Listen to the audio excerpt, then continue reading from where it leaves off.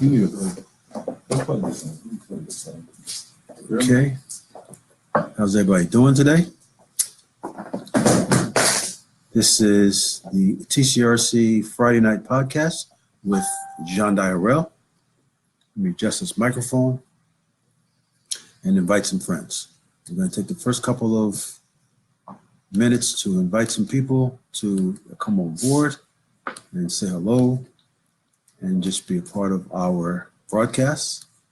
I'd like to thank those who are regular visitors who have made this a part of their Friday evening, a part of their weekday evening. And I would like to remind you that we do this podcast on Monday evenings at 9 o'clock, on Wednesday evenings at 9 o'clock, and on Friday at 9 o'clock. We're thinking of starting the Friday podcast a little earlier at 8 o'clock, and that will enable me to get done and have a Friday night myself. So if you vote for that, you know, once we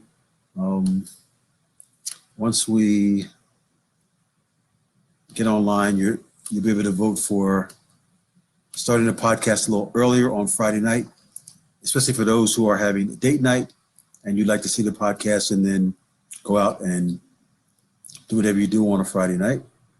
I hope you're going out to dinner, to a movie, you know, to a show, something nice, something that really sets your week off. It's important for us to have some downtime, to have some me time, and it's extremely important if you're in a relationship to make some us time. And what we do on this podcast is talk about how to build relationships, talk about how to strengthen our communities, how to strengthen our families. And one of the ways that we need to do that is by building strong relationships. So we've talked about different phases of relationships. I think that let's move this over. Oh, no. Yeah, slide this over so we get a better viewpoint. Oh, so what happened there is it just started over again. Okay. Oh, damn. It's not a problem, you know. So we're doing a Facebook Live on two screens, and then we also have our script on. And then we will post to YouTube. So make sure that you go to our YouTube channel and you're part of that. We definitely like to build subscribers on YouTube. So what we're going to talk about tonight is relationships. And we're going to talk about the different ways that we can sustain a relationship. And we're going to talk about the habits that we develop that can affect fidelity in a relationship. And one thing we're really big on this program is fidelity. And when we say fidelity, we're not talking about sound, we're not talking about FM, not high fidelity. We're talking about faithfulness. We're talking about being a part of a relationship that is important.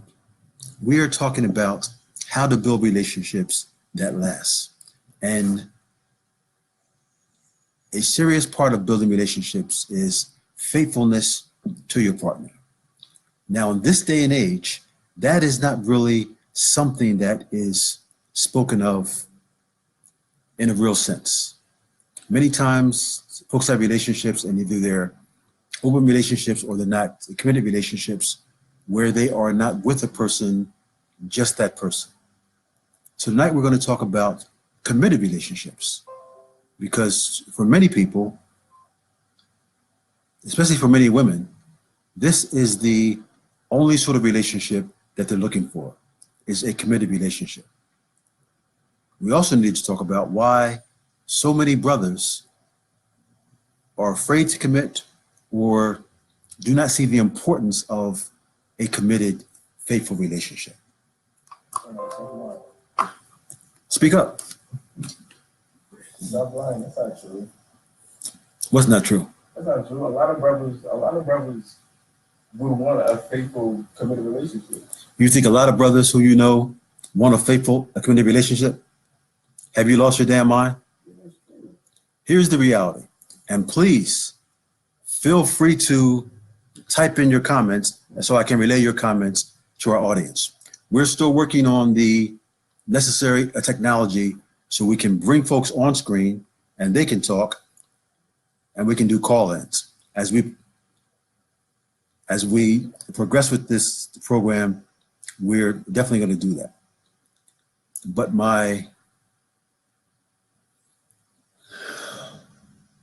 Just saying that. what's your title? Son-in-law. Huh? Son-in-law. You're not my son-in-law because I don't have any daughters who would even consider you as a partner. The head of my production crew, Drew Taylor, says that he believes that most brothers want a committed, faithful relationship. And frankly, I think he's full of shit. And I'm sure many of the sisters who are listening in also feel that way. The reality is most brothers that I know are not looking for a faithful, committed relationship.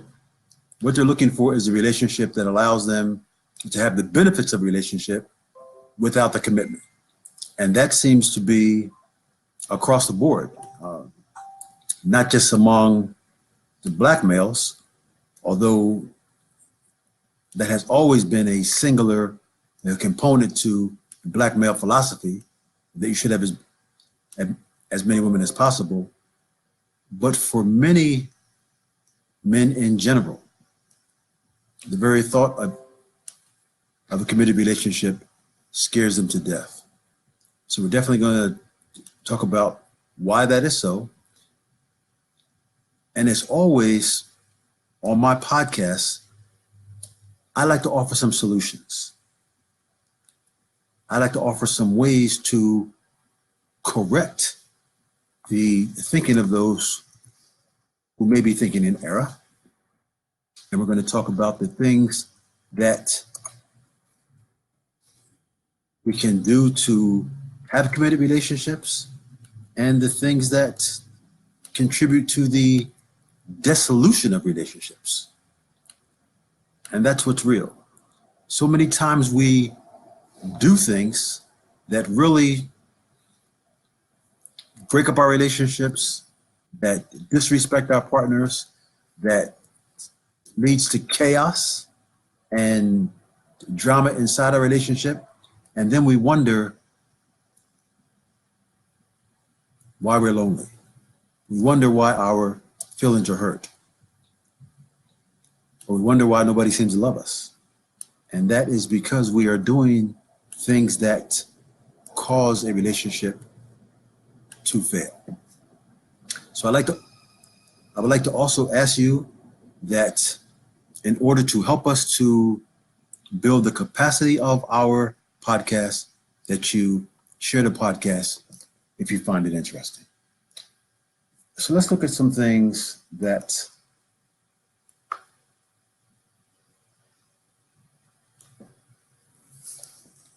contribute to chaos and drama in a relationship.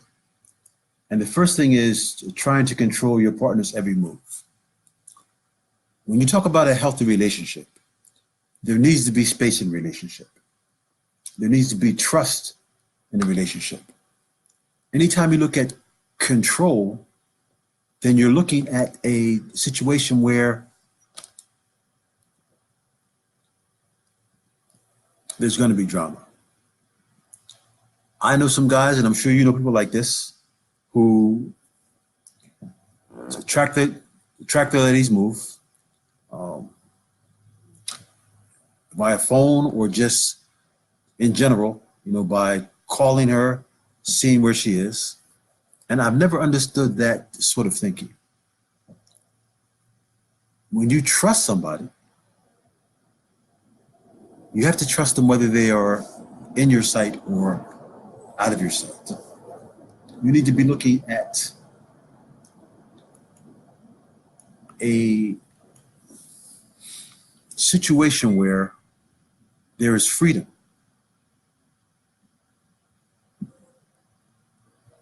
And no one can own another person. When you love someone, and you truly care for someone, then you have to give them a measure of respect that says, when we're apart, we're apart. When you're out with your girlfriends, or you're out on your job, or you are just out in the world, a man should never be seeking to see where his wife or his girlfriend or his partner is, unless it's a situation where he's trying to connect with her, and you're calling to say, I'm coming in this direction and I'll pick you up at 18th and Market. And then that's cool.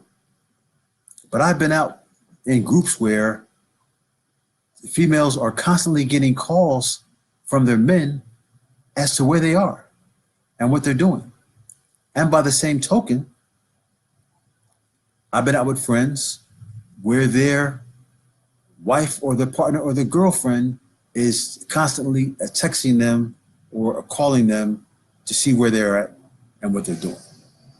This denotes a lack of trust. This means that when you are out of my sight, I'm not really sure what you're doing, and I'm not sure that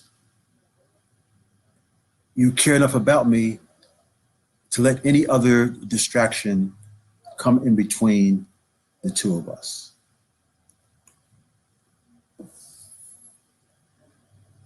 So one of the things that we're going to talk about this evening is cheating and why it happens. Because in relationships, this can definitely be the death knell of a relationship. Wouldn't you say that's true, Drew? It can be the birth of a relationship. Sometimes cheating is good. See, that's why you're not on the podcast. Let me come on. Let me talk. Drew says sometimes cheating is good. That's exactly why he's not on the podcast. He's my production crew, and he's been saying, let me be a part of the content. Let me be a part of the podcast. But I'm trying to do a podcast that's good for the community. And when a black man comes on a podcast and says, sometimes cheating is good, he's out of his damn mind. Name me one situation where cheating could be good. Listen, don't mention celebrities. I'm talking about ordinary people.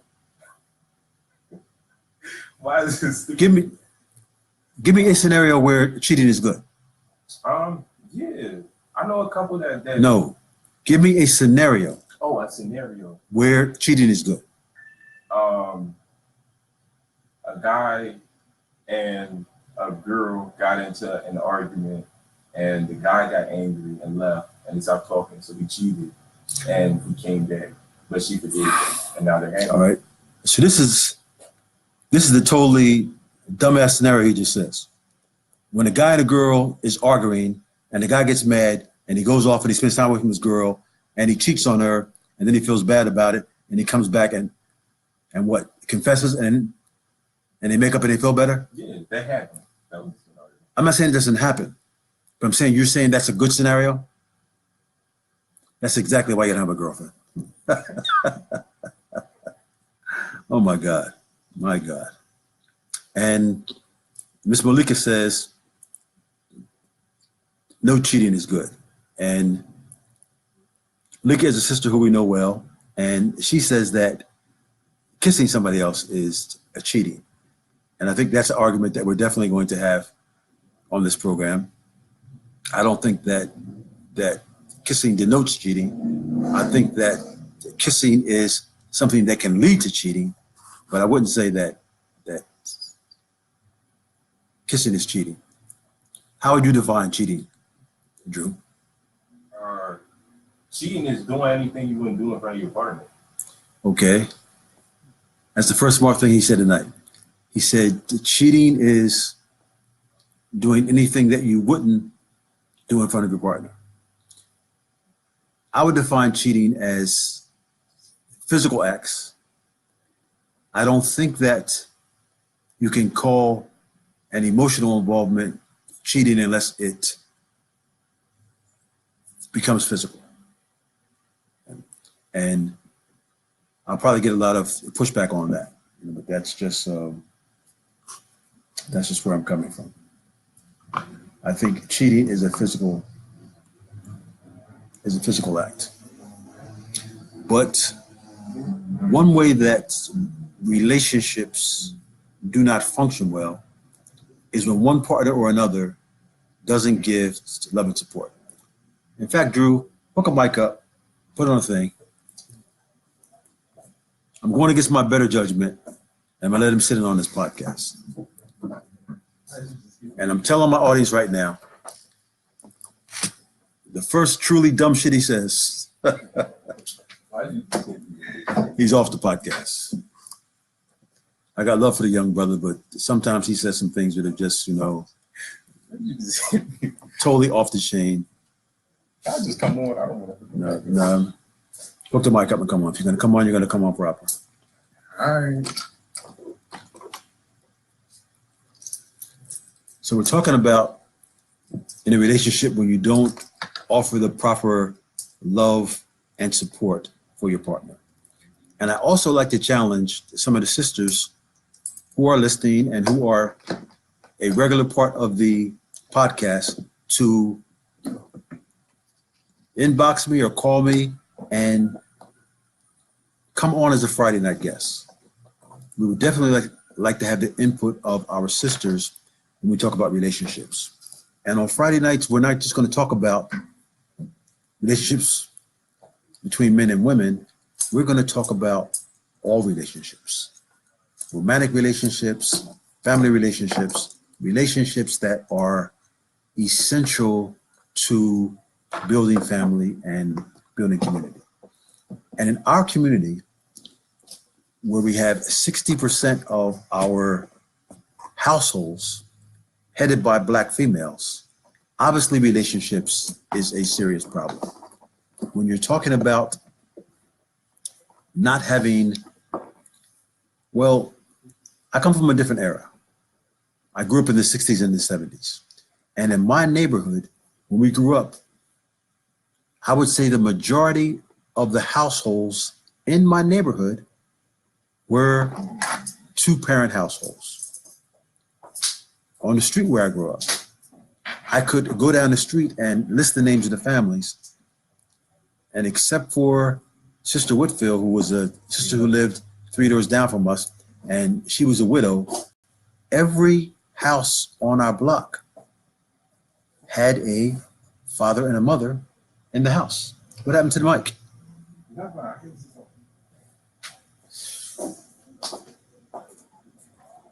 And that's not how it is today. What's going on today is that 60% of our households are headed by females, which conversely means that only 40% of households either have a man and a woman in the household or a same-sex couple in the household, but two people who are contributing not just to the emotional stability of a household, but also the financial stability of a household. Why is that important? Because financial stability often translates to stronger relationships. That's not to say that money is the basis of a relationship, but when you're struggling financially, and it's very difficult for you to pay basic bills and just get by from week to week, often that can erode the base of happiness that would ordinarily be. It's simply because you're struggling on such a level. Now, that doesn't mean that wealthy couples tend to be far happier than poor couples. What it means is that they don't have a lot of the stress and the worries that couples on the poverty level has. And that's important because it's just so difficult to make it. And when you're constantly struggling, it's just hard. It's extremely hard. So feeling supported by your partner is not just a want. It's a need. We need to be loved. We need to have a situation where you come home and someone is either making dinner or straightening the house up, or just there doing their thing, and you come into the house and you feel that love and emotion, and you get a hug and a kiss and just a good vibration because someone is in your space who cares about you. And that helps the home be an oasis, a sanctuary from the rest of the world. Now, that's also not to say that folks who live alone can't be happy, because some folks do choose to live alone, and they may have a relationship with another person and they're maintaining separate living spaces, but still they are having a relationship that is functional. Could you kind of make sure as you do this, it doesn't, protrude into the screen, right? So another way that relationships tend to fail is if we don't communicate with each other in healthy ways. Communication is definitely the foundation of a good relationship. If you can't communicate, if you can't talk about the things that you need, if you can't talk about your expectations, what you would like to see, what makes you happy, then it's hard for you to have a relationship that is functional. And these are just some basic, ordinary, common sense things. But often when it comes to relationships, we don't do common sense. We do drama. And we look for ways to undermine or insult or make another person unhappy when we're not happy, instead of communicating why we're not happy, instead of communicating the things that a person may be doing that really irritates us. And there's some small things that irritate people that make other things larger. For example, in my own life, I tend to have, what is it called? ADD, attention deficit disorder. Is that what it is? Or what do you call it when you're a compulsive cleaner? Jondhi. No. Well, yeah, you're right. You do call it Jondhi. OCD. But yeah, yes, OCD. In that sense, I have OCD. When it comes to cleaning, I just like things to be clean. I don't like to come in the house and see any dishes in the sink, trash in the trash can. I think, when the trash can starts getting full, empty it and put it in a fresh bag. Clothes everywhere. I mean, it bugs the hell out of me. You got to come around so you're on the camera. I don't mind sharing the camera with you. I just mind when you say some crazy ass things that I feel are totally out of pocket. So this is Drew Taylor, and he is our communications guru. He sets up the entire podcast, and he does a wonderful job here at TCRC, just coordinating our media. And he's been saying he would like to be on the podcast now and then. And so he's on the podcast tonight as we discuss relationships. And I've already promised you the first truly crazy things that he says. I'm throwing him off the podcast, and he's going out this front door onto Broad Street. So we were discussing the fact that communication is important in a relationship. Yeah, communication is really important in relationships. It's like the most important thing in a relationship. Wouldn't you say so? You could talk through anything. I don't know. I think sex is the most important thing in a relationship, but communication is a strong second. Yeah, what do you say? Sex is like a sacred act?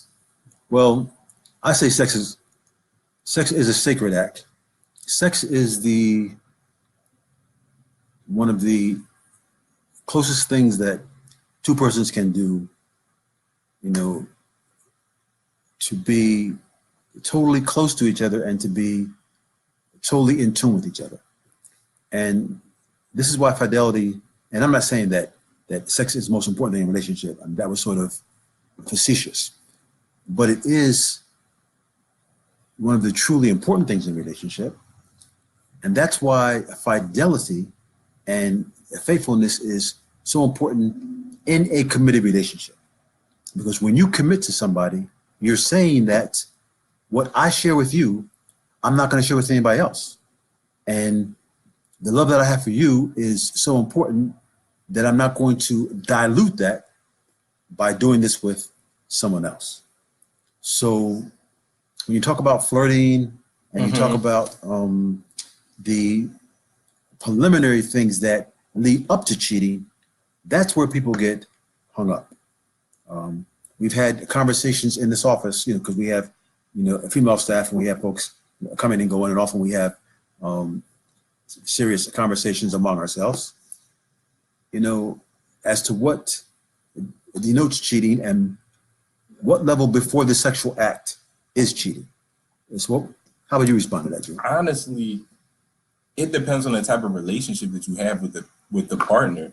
I mean, some people have open relationships, and some people. We're talking about committed relationships. In a committed relationship, what qualifies as cheating? Anything you wouldn't do in front of your partner.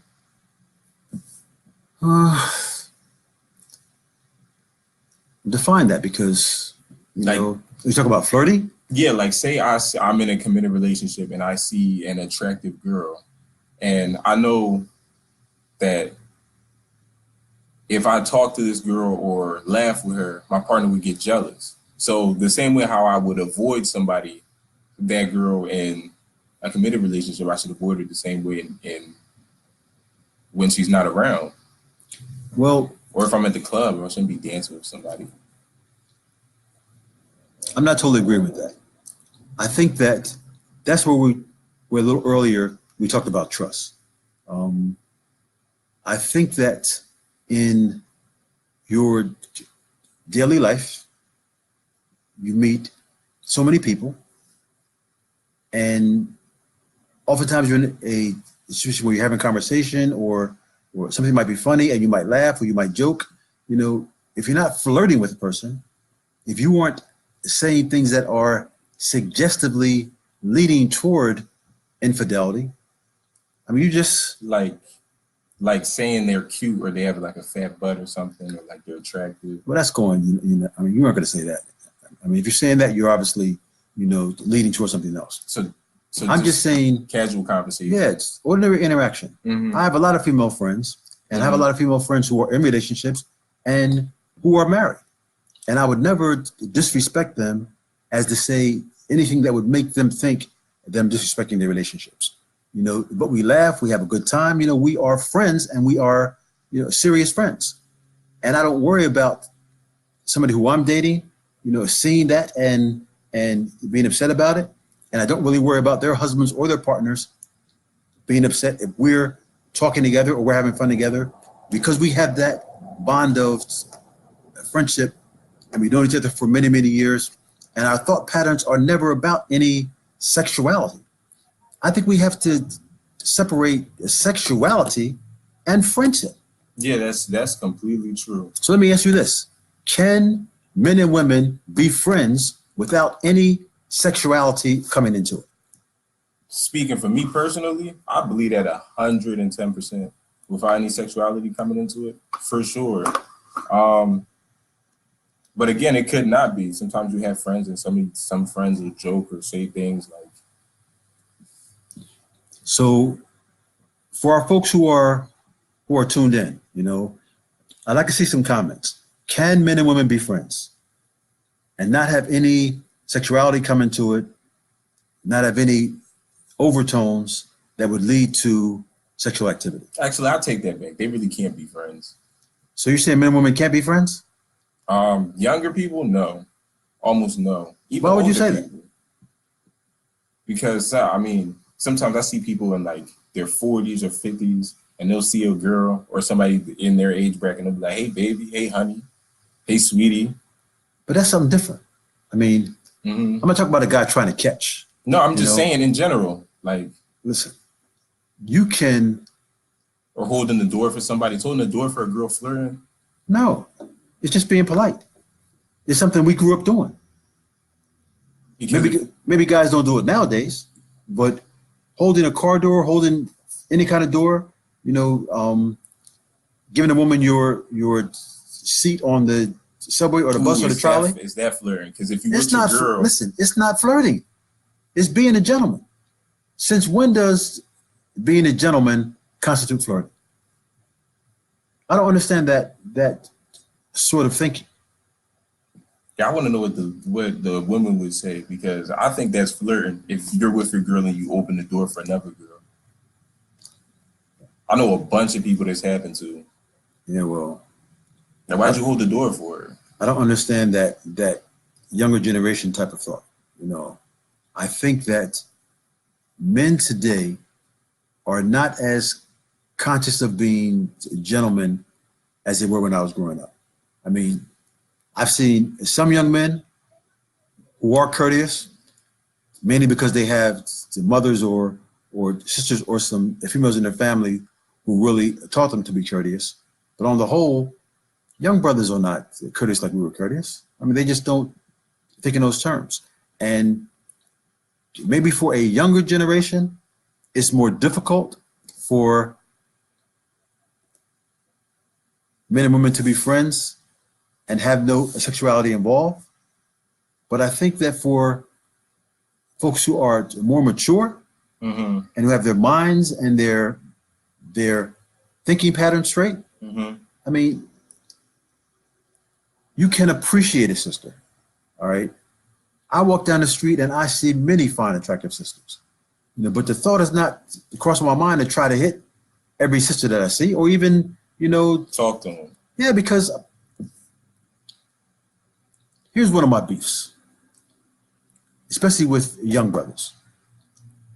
If you see an attractive sister, I mean, truly attractive, nice hair, the entire attractiveness, try to imagine how many times a day a dumbass person like you says something to her and tries to catch. She's heard every line imaginable. You can't say anything to a fine woman that she hasn't heard before. Give it up. It is extremely difficult to establish a level of rapport in a single drive-by conversation that's going to constitute anything real. And most women are not even interested in that. Give women the respect to not be treated as an object or just a pretty face or a tight body, just in a trophy. You can say a trophy, just in passing conversation. I mean, it makes no sense. I mean, who wants now spinning it around? Yeah, shoot the guy some bail. If a woman was always, hitting on us as you walk down the street, some guys might, I don't know, some guys might enjoy it. I don't think any guy would enjoy it. No. I don't think guys could go get hit on the way how girls get hit on. I don't even know how girls do it, honestly. Well, they do it because, it's necessary, but, I'd like to have a class. In fact, this is the TCRC Healing Center, and if any young brothers would like to attend a class on how to talk to women with respect, we could definitely teach one, And if there's any brothers who would like to be a part of that conversation, respecting our sisters in public, in relationships, in our community, that's something we need to talk about more, because so many times we disrespect our sisters who we should be showing love and affection to because they are someone's mothers, wives, sisters, and you would not like someone who you care about being treated like that. I mean, there are times I'm out with my daughters or out with my granddaughters, and I've got to check brothers who are disrespectful. Don't be disrespectful to a female who I am in the company of and I'm on the scene. Now, 'cause I'm gonna say something probably outrageous to you if I say something that's real to you and you aren't listening. He'll always be polite. Most polite No. person I know. No, I'm not. Listen, I don't know why you're lying to them. If you think I'm polite, you really don't know me. Another thing that we need to, and I'm really wondering why we aren't getting too many comments on this. Usually folks they'll join and they will make comments. You know? Partners are probably watching. Oh, so you think that people think they don't tell the truth of their partners in the area? Yeah, for sure.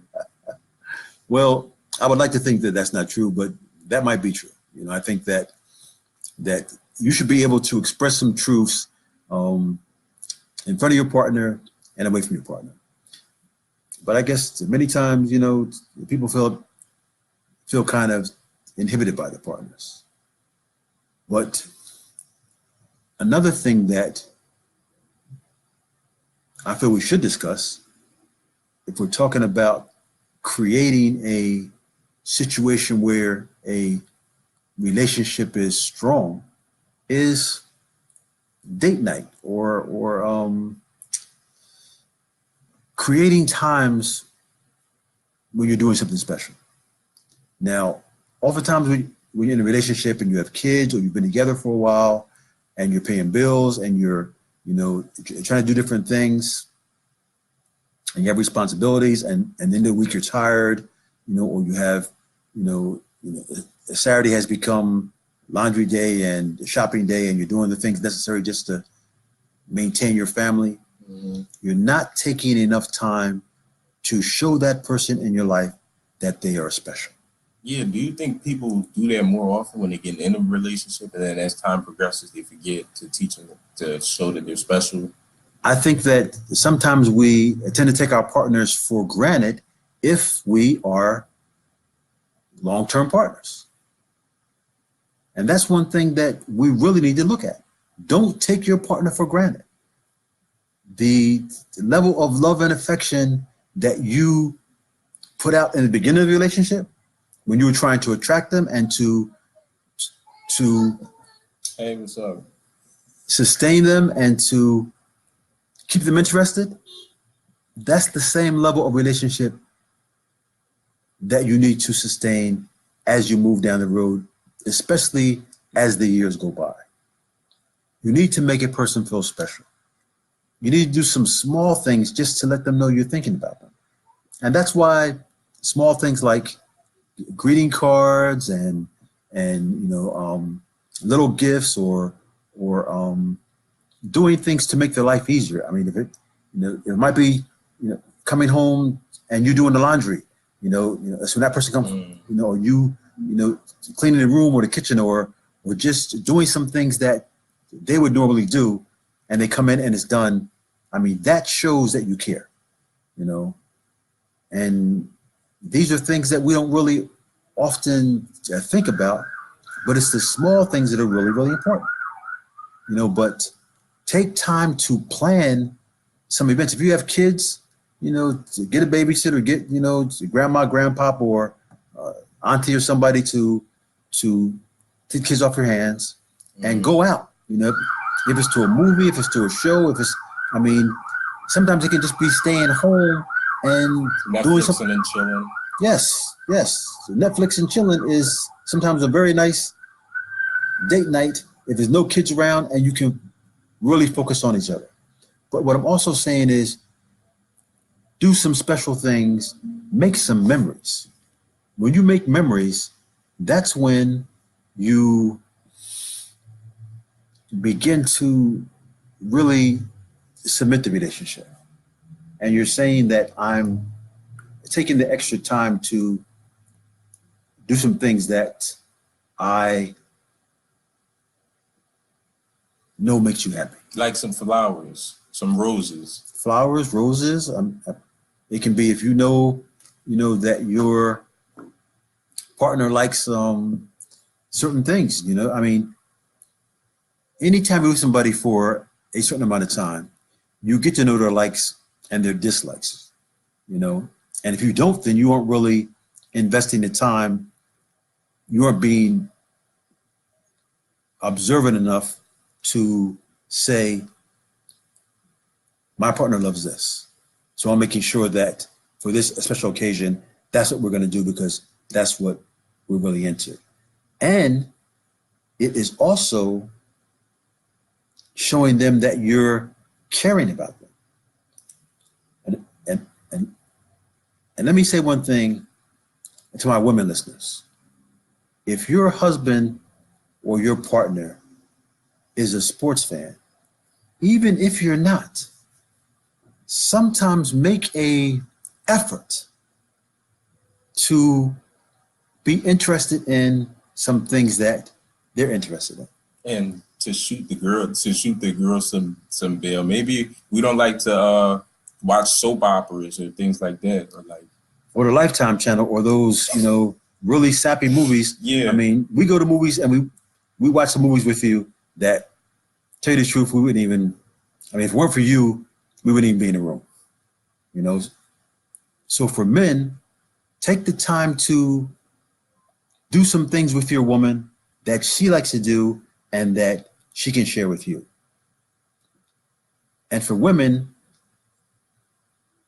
if you're really not a sports person, you don't want to watch the Eagles, you don't want to watch the Sixers or whatever sports team your husband follows. If he's not an Eagles fan, don't even worry about him. He ain't a real fan anyway. That's a joke. What I'm saying is, if you're not a sports fan, give that space to your husband. Many of us are serious football fans. And for a couple hours on a Sunday or in the evening when we're watching highlights, we don't want to be bothered. When I'm watching the Eagles, when I'm watching the Sixers, when I'm seriously into a playoff game, I'm not ignoring you. Just at that moment, you cease to exist. Yeah, you're an Eagles fanatic. Listen, I'm a sports fanatic. And I'm not by myself. A lot of brothers are serious sports fans. Sisters, if you love us, get the hell out of the way during that sports time. And we will love you for that. And we will do things with you during your time. And we'll find things to do with you above and beyond the ordinary, because you gave us that time that's really special to us. And to most females, sports time ain't special because you didn't grow up playing that, you don't understand it, or you just don't care about it. And we get that. We know the last thing that you want to do is sit on the couch and watch football. That's cool. Go do something else. But give us that space for what we really enjoy. And it might be something totally different. If you play music and you want to do that, I'm a reader. And there are times when I like to read or I like to watch certain things on my phone or computer, on my tablet. I'm a serious historical movie nut. I love movies about history, and I like the Gladiator. Right now I'm watching a series called Resurrection, which is set in the 12th century, and it's in Turkish. I don't know any female in my circle who wants to sit and watch a Turkish historical movie with me or with their man. It's just not something people do. I say that to say, if who you love has some things that they love to do, mm-hmm. and it's not a part of what you do, mm-hmm. then give them that space. Yeah, I'm a big music person, so I like listening to music. Yes. Not only does you like listening to music, he makes music. He creates music. And he gets lost in that. So any female who's going to love him has to realize that he loves music, maybe not as much as her, but on that same level. Many people have things that they love and they need to do. It fulfills them. It completes them. And because you're not a part of that, don't be jealous of that. Be happy about that. Go off and do whatever you're going to do, knowing that your man or your woman is engaged and happy and in their own space. I'm an artist. I don't draw enough. I don't paint enough because my time is limited. But I'm creating a space in my house. And in fact, I'm painting my art studio as we speak. And that's my refuge. And shrubbery too. Oh yeah. I'm on plants very hard. You know, I mean, I got a lot of weird things I like to do. But no matter what it is that the person that you care about likes to do, you really have to give them that space to do that. And if you do that, you will find that your relationship will get so much stronger. Now, here's something that we need to talk about that a lot of folks do and they shouldn't do, which is picking on somebody or criticizing them for certain things that they do. What do you think about that? Or do I think about that? There's a difference between picking on somebody and constructive criticism. If you say it in like a polite way and like a reasonable way, and the person receives it wrong because they're sensitive about that topic, then they're wrong. But the way how you should always approach sensitive topics like they're delicate. So if you know somebody's insecure about, like, say I'm dark skinned, so people used to like say things like you're so dark and stuff like that. So like maybe if I was younger, maybe you shouldn't like make jokes about it. Yeah, all the time. But just saying, or like maybe I don't like my haircut, the way I have my hair up or something. I might get a little sensitive about that. Or I know he's sensitive about his parents. So let me not say anything about his parents. They're sick right now, or something of that matter. So it's just being respectful, being cognizant of what's going on in a person's life that you can be critical of. There's a difference in constructive criticism and criticism that is used to tear somebody down. Also, let me say this. In the course of a relationship, as you're intimate and as you build memories and as you live your life from day to day, there are always things that happen that you can use for fuel to win an argument, to attack during an argument, or just to be evil.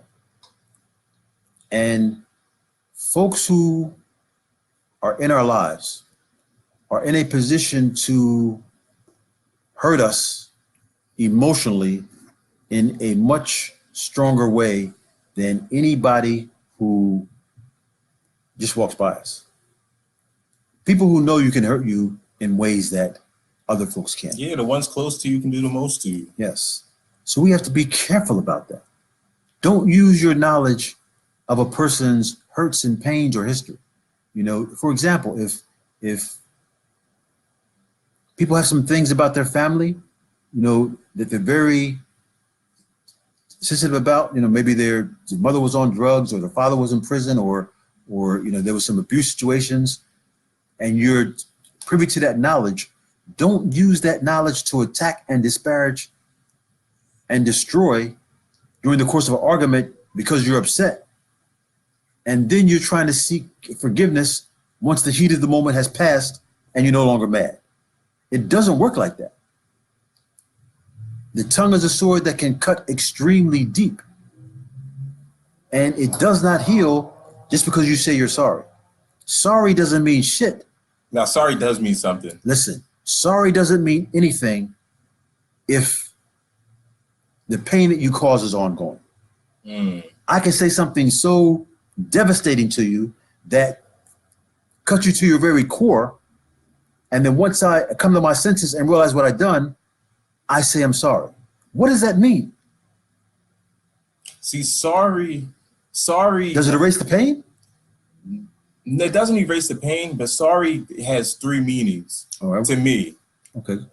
One is I apologize for what I did. The Okay. second one is not only am I sorry, but I'm not going to do it again, because people apologize and then continue to do the same things over and over again. And you can't keep apologizing. Okay. And the third thing about apologizing is to someone is the person who's the wrongdoer accepting what they did and taking the growth to learn what I did was wrong and maybe I need to change as a person.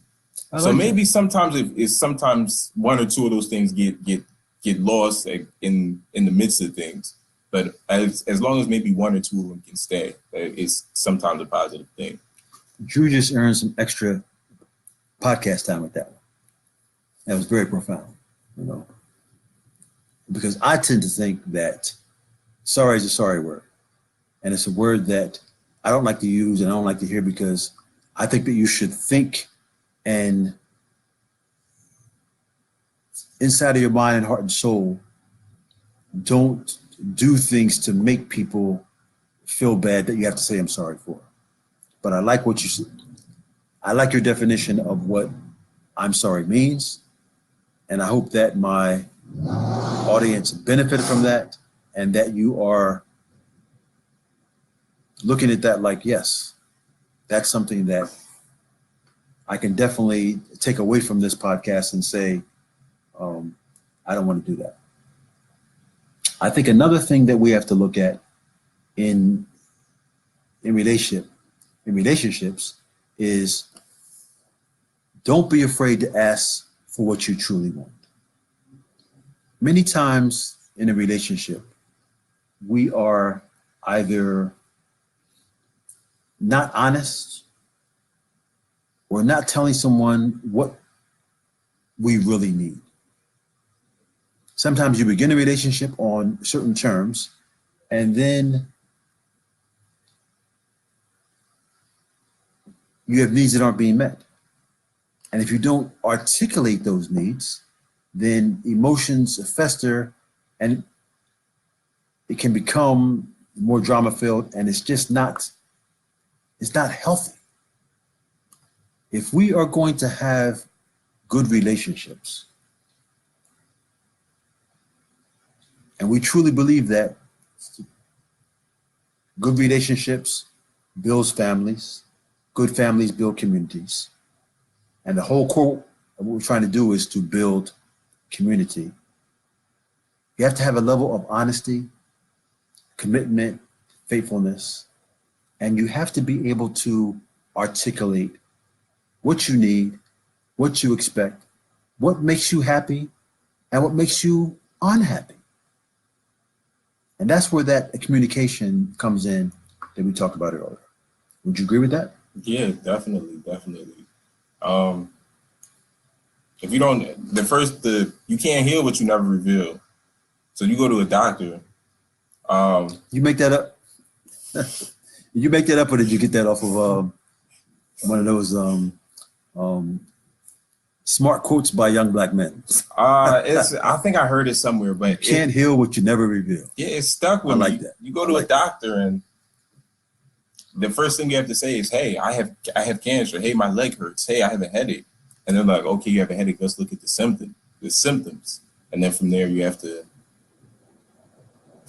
diagnose what the issue is. In this case, maybe it's, "Hey, I need more attention," or, "Hey, I'm not happy when you do this," or, "Hey, And I want that's to go out." hold.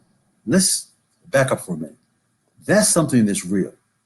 If you need more attention than your partner is giving you, then you need to articulate that. If you need more compliments,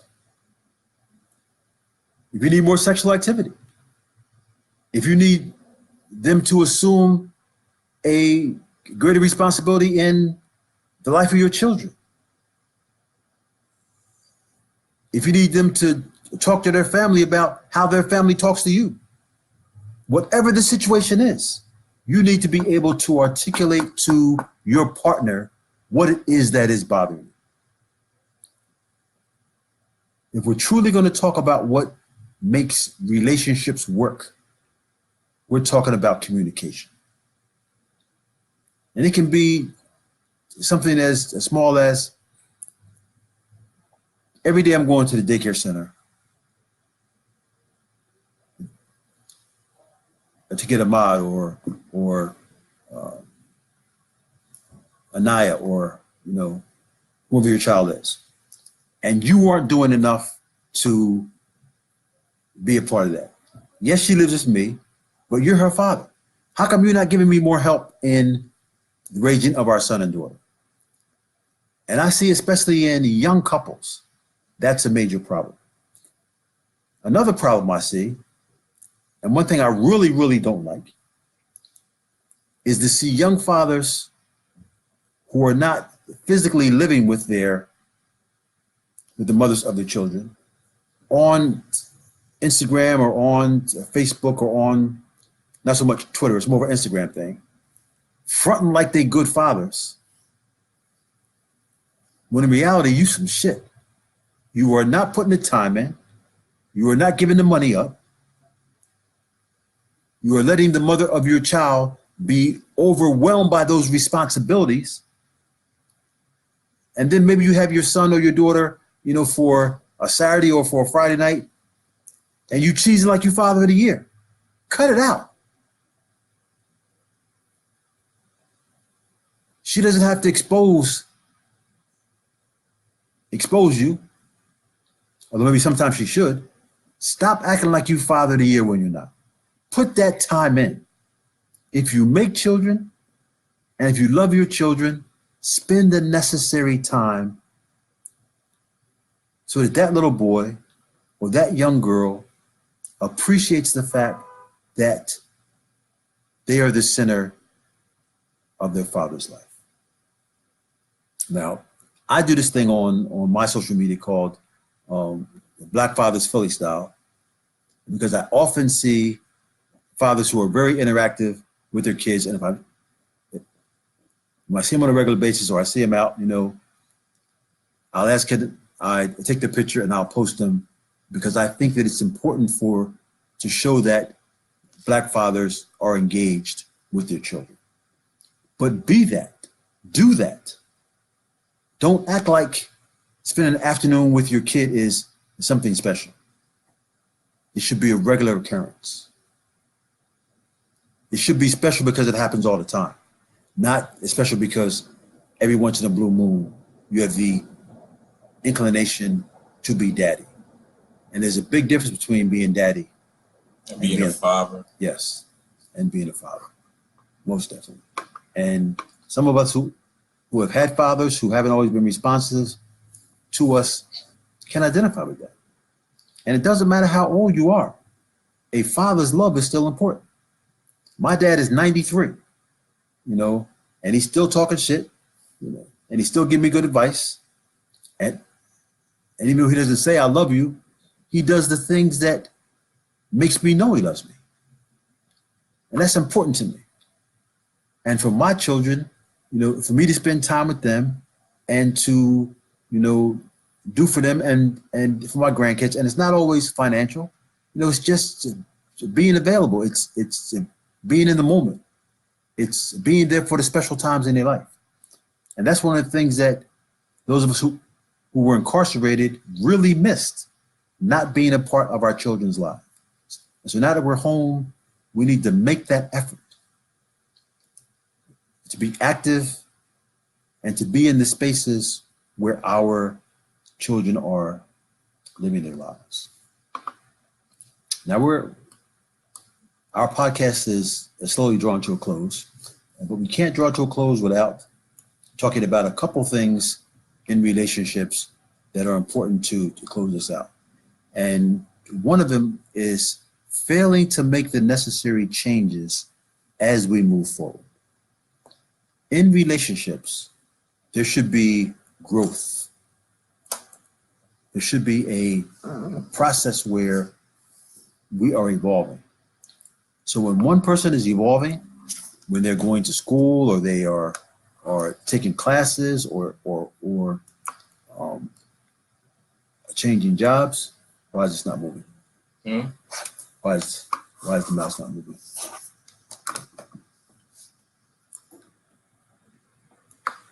Or they're doing things that denotes growth and the other person is stagnant, eventually the gap is going to widen. And they'll come to a situation. I need to scroll down. They'll come to a situation where, scroll down, not up, scroll down. I got you. They'll come to a situation where there's just some straight problems there.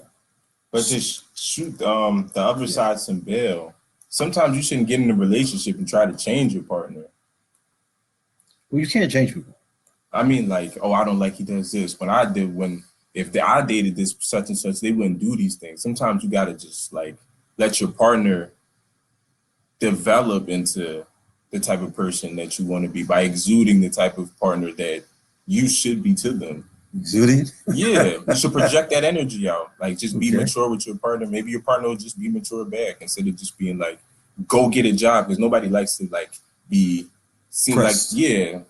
Instead of being like, hey, go get a job. Why don't like you maybe should fill out some apps, maybe bring them some apps. Like, hey, That's some good advice, you know. I mean, if a sister's telling a brother to go get a job, what does that mean? that's kind of disrespectful, honest. No, it means he's laying on his ass around the house and he ain't working. I mean, let's be real. Yeah, that's If you true. got a sister saying, go get a job, you know, she ain't just saying that for no reason. Yeah, that's true. I mean, you ain't paying no bills. You ain't bringing no money in the house. Yeah, that's I mean, true. let's be real, you know. But sometimes you could like maybe get There's into a way to apps. say it. Yeah, maybe like ease them into it and like do it in a nice way instead of just being rude. You shouldn't Like, have to ease no grown-ass man into getting no job. it's love though. Love has no bounds. Brothers, she may love you, but if you don't work, you don't have a job, sooner or later, that love is going to run out, as it should. Get a job. Contribute. I can't go for that one. Just playing the devil's advocate. Yeah, but I'm extremely, you know, one of the things I'm extremely big on is the responsibilities of male in the household. And maybe that's old fashioned, you know, you can call it old school. I'm not saying that the man has to pay all the bills. I mean, I'm not, you know, living in no 1950s, you know, to leave it to Beaver, father knows best kind of scenario. But while each partner should carry their weight, it's the responsibility of a father to care and provide for his family in ways that is just fundamental. And if you don't see that, you know, then you aren't seeing what being a male in a relationship or being a father in a family really is. And the last thing that I want to say, as we talk about building stronger relationships, is not being distracted in your relationship. Sometimes in this age of constant cell phone use, or, you know, going from your computer at work to your tablet to your cell phone, we tend to be distracted and not in the moment with our partner. Yeah, I'm guilty of this one. I do this all the time. And I'm sure, you know, you'll get called on it. You know, I tend to use the phone too much. It's not that I'm infatuated with the phone, but it's that I use the phone as a computer, as a research guide. Yeah. If I have a question, you know, I go on my phone and get an answer. And I'm sending emails and I'm creating Word documents. Sometimes you have to just chill. You can't work 24/7. And for me to say that is a serious thing because I tend to be a workaholic. Yeah, you're like 25/8. Yes. I mean, I work around the clock, you know, but because I have a dream that I'm trying to realize, and it's because I spent so many years inside when I didn't have access to the mechanisms that I now can access so freely, and I tend to go a little overboard. But in the interest of maintaining the relationship, you have to have some undistracted time. You need some time when you turn your electronics off and you focus on the person in front of you. And this is not just in romantic relationships, it's in friendship relationships. A couple years ago, and I tell this story kind of regular as a indication of how society works. I'm walking down, I was on Chestnut Street. I was walking through Old City, and I saw these 4 kids walking toward me. It was 2 black kids and 2 white kids, and they were male and female. I mean, they didn't look like they were couples. They were just friends. But all 4 of them were walking together. All 4 of them were on the phone. All 4 of them were talking to other people. No one was, of the 4 friends walking together, no one was talking to each other. They were all engaged in individual conversations with other people. And my thought was, when I saw them, why are they even together? They aren't really together. They're just in the same space. So think about that. When you're in the same space with someone you care about, someone you love, but you're not really with them. You're just in the same space with them. That's something that we need to look at in terms of how often. Here's something else. In the course of a day, all right, you get up in the morning, you make breakfast, you have some transit, you go to work, you come home, you might have kids, you might be doing things, you make dinner, you go to bed. How much time do you actually spend with the people that you care about? Our time together is kind of limited. If you're going to school, maybe you're studying, or if you have, if you have a job where and many of us have jobs where our jobs don't end after work, we're doing some things to move it forward. We may be doing some volunteer work. There's all kind of things that take up space in our day. So take a moment, all of you listening, take a moment and try to calculate how much time in your day do you really spend with the people that you love? And it may be a couple hours, it may be less. And how much of that time that you spend with them do you really devote to them, where they're getting your undivided attention? All right, you got me on that one. Maybe like none. None. You had me at like half an hour until you said devoted. Listen, for many of us, you can't tell me a time when you gave your partner your undivided attention and really listened to them or were really communicating with them. Maybe you're talking about the kids, or you're talking about their schoolwork, or you're talking about some things you have to do on the weekend. But I'm talking about quality time, caring time, sharing time when you're really into that person. These are the times that you really cement your relationships. And these are the times when you build love and trust and the energy that fuels your relationships. And if you don't have that kind of time, you need to look at how you can create that time. And you need to communicate that. I don't know a woman, or I don't know a man who wouldn't appreciate their partner sitting down with them saying, listen, we need to create some more time in our schedule just for us because we love each other. That's something very special to hear. I love you and I want to spend some more intimate time with you. I'm not just talking about the sexual time. I'm talking about relationship time, closeness time, where you're talking and you're communicating and you're building the bonds that really cement what you have together. You want to say any final profound things? You've been very profound this evening. Give me your final thoughts on relationships.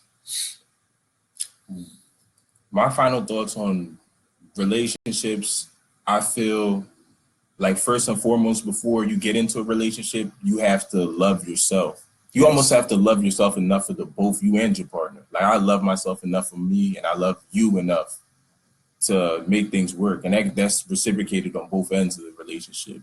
Both of you have to be like a strong a strong centerpiece in your relationship for it to progress properly, even through Okay. the eye of the storm. Okay. I like that. I think loving yourself and knowing yourself, knowing your strengths and your weaknesses is important. And being willing to work on that. You know, work on your weaknesses so that you can eradicate some things that, you know, are non-productive. And that's where the good communication comes in that we talked about earlier, but also being able to listen. I think one of the strongest skills that we can develop in our relationship is active listening. Listening and hearing, listening and caring, listening and considering what's being said, turning it over in your mind, and then thinking, how can I implement the things that I'm hearing that will help our relationship grow? And when we do that, we're not only helping ourselves to grow, we're helping our relationship to grow. And that has to be on both sides. That kind of communication has to be back and forth. No one person in a relationship is responsible for all the growth necessary to keep that relationship whole. It has to be